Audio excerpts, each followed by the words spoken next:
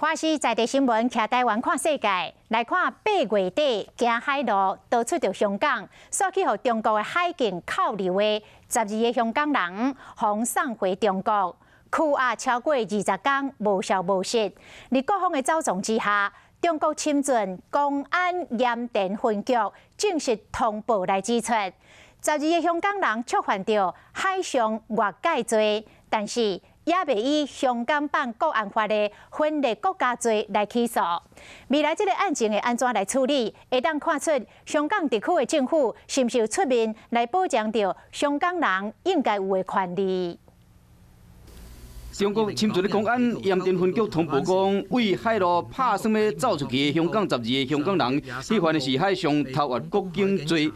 中国广东海警20多天前伫海上所掠到的香港故事的成员刘显等人了后，完全拢掂掂。伊直到美国国务卿蓬佩奥出面，甲家属哪讲哪口情形下，中国才放出消息，而且讲这12人是犯着偷越国境罪。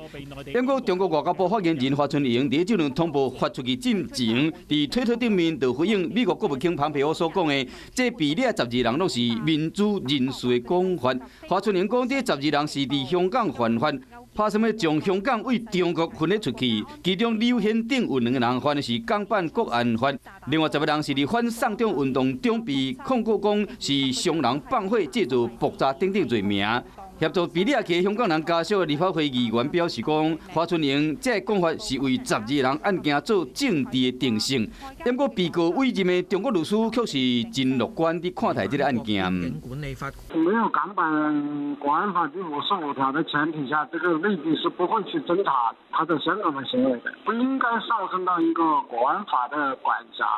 在中国敢若犯着偷越国境罪，若有关敢有犯着港版的国安法等等罪名，应该登去香港来审理。目前家属希望讲，这12人拢会使先见到律师，找到保障因应该有的权利。